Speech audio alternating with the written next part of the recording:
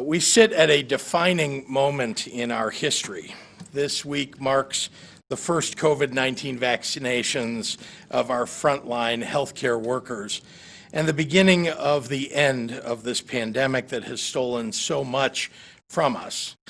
It has also unveiled and exacerbated some of the deepest fissures in our pre-pandemic normal. Months remain in our battle to get to the other side of this ocean of challenges, but we are now at a point where we can finally see the other side.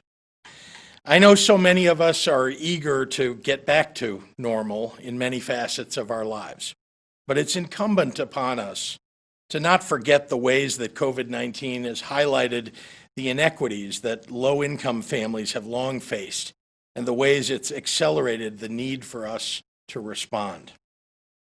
One of the largest gaps made even more significant in this pandemic is the digital divide. How can your child learn from home if you don't have internet access? How can you shop for groceries safely online if you don't have a computer? Accessing the digital world has become essential for students, for small business owners, for patient-doctor communications, for job applications.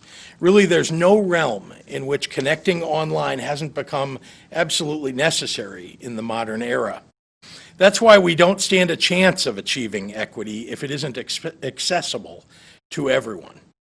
Long before we had ever heard of COVID-19, I set the ambitious goal of bringing broadband digital infrastructure to every corner of Illinois by 2024 through a program called Connect Illinois, the largest and most ambitious state matching grant program in the nation for development of our broadband infrastructure. And we are well on our way toward the goal of making broadband accessible for every Illinoisan. We've launched $100 million in capital this year alone, with $50 million in capital grants deployed to communities and another $50 million of matching grants being offered to further connect communities early next year. I'm very proud of the work that my administration is doing to ensure broadband is available to everyone across our state. But even with that, the ability to plug into broadband means nothing when you don't have a device to start with. And in our state of nearly 4.9 million households, an estimated 1.1 million of them currently do not have access to a computer. That means 1.1 million families can't connect and communicate by email, use e-learning resources, do a job search, work online from home, pay bills electronically, and so much more. So today I'm announcing a first-of-its-kind statewide initiative to put computers in the hands of those who need them. The Connect Illinois Computer Equity Network is what it's called. This new collaboration between our Department of Commerce and Economic Opportunity and the nonprofit PCs for People will provide refurbished and modernized computers to those in need. And I'm excited to say that PCs for People CEO Casey Sorensen will be streaming in today to talk more about this program and the critical nature of this work. Today we're announcing an initial commitment of 20,000 devices to families in need all across the state. As we grow the program, it's businesses and philanthropists that will make this program successful. So I want to put the call out to all of them to help us. In the spirit of this holiday season, I'm asking Illinois companies to join us in this effort to build on our initial down payment.